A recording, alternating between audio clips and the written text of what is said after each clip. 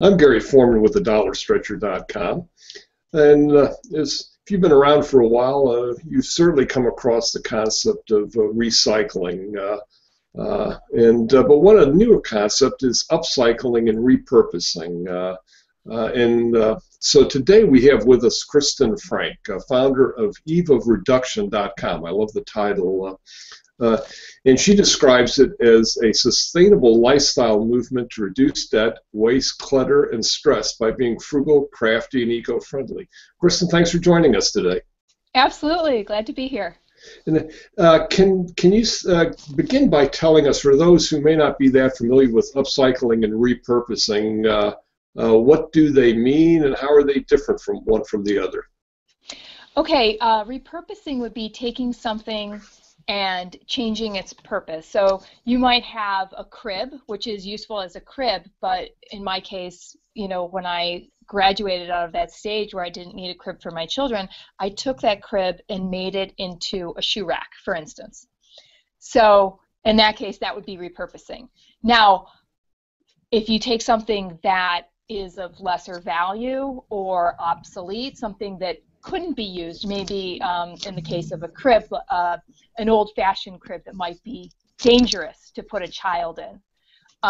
Taking that and making it into something of a higher value, that would be upcycling. Now, for somebody who's maybe never tried to do something like this, are there beginner projects that are easy and you can recommend to folks? Absolutely. On my site, I do small little projects. A lot of things, you just pull from your recycling bin. So take a jar, make it into a luminary. So that was something destined for a landfill, and now it's something decorative in your home. I've even, the creamer bottles, like, those disposable, like Nestle Carnation creamer bottles, you can cut those up, and I've used it to actually store toothbrushes in. And there's a way to cut it so that it can actually hang in your bathroom. And, with Mod Podge or contact paper, you can make it look pretty. But here you've got something useful. You didn't have to go out and buy a special holder or whatever for your bathroom. So you can start out with little projects and just see how you feel about it. And then some of the bigger projects, they definitely take investments into, buying a jigsaw, which you can get one for like $30. But, moving into the bigger projects, you would require more tools. Yeah, I know we ran a piece on our site not too long ago repurposing the entertainment centers that were so popular about 10, 15 years ago before everybody had a flat screen TV Right. that wouldn't fit. And, my understanding is it's even hard to get the Salvation Army to take those entertainment centers. And so, we ran a piece asking readers what they were doing to repurpose them. Same with armoires. They just become gigantic and you can't get them out of your house. And so it's like, what else can you do with it? So repurpose. And now, are there certain items that almost by their design lend themselves to being repurposed? Oh, you know what? I was just looking at some projects on sewing cabinets. And I think there's 3 that I've personally done on my site. And I think they're fabulous for repurposing. So especially if it's got an old sewing machine that you're not going to use, or you get this handed down to you and you don't sew, scrap metal the sewing machine, get a few bucks, recycle that, and then the actual cabinet. Those open up. They've got a nice tabletop that can be expandable. Most of them have a cabinet door in front that you can open, and then there's storage, and then it's also a table. I've even flipped one completely over and made it into a pet bed. So what was the cabinet where the sewing machine went became this soft pillow bed for a dog, and then it had like the 4-poster legs. Now how did you that, can imagine that. My mind isn't that creative to look at a sewing cabinet and thinking of a pet bed. What triggered that thought? Do you recall? Oh, I just look at things from all different angles, and especially like if the top isn't good. And in fact, that particular sewing cabinet didn't open from the front. So you really couldn't access that cabinet unless it was upside down, and then it became that cavity. Now clearly, there's a mindset involved. is there, I don't know, I hate to use the word training, but is there something that can help the average person, somebody who's new at this, get into the proper mindset to look at something and see beyond what it was designed to be?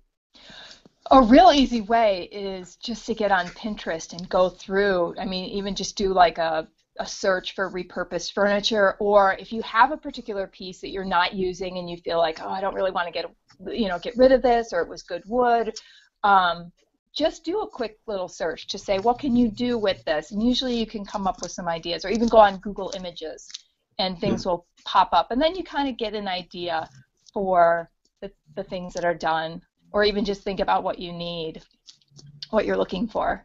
It's yeah, those are probably very good places to look. I know I was amazed. We've done a few things with pallets, and I was amazed at some of the creative things people came up with looking on Pinterest. And that. Now, our site and our readers are we're mostly about finances. Our bottom line is the bottom line. And is there any way, I know you said that on the website that part of your goal was not to have a 30-year mortgage, well, to have a 30-year mortgage but not be paying it for 30 years. And is there any way to tell how much money you save with your repurposing and upcycling? Well, it is a little bit difficult because what happened was when we moved into our house, it was 1,900 square feet, and I was coming from Chicago, a small studio apartment. My husband had been living at home with his parents when we got married, so we didn't have a lot of furniture between the two of us. So instead of going into debt, we really kind of pushed forward and furnished our entire house with just stuff that we either garbage picked or got for free from other people. So when you think of it that way, what we saved, it was in the thousands. And then after we had furnished our home, I just enjoyed it so much, we continued to repurpose and upcycle furniture and started selling it.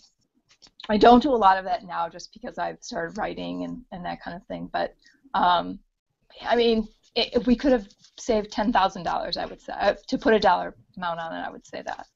Yeah, no, it sounds similar to when my wife and I first got married and started our home.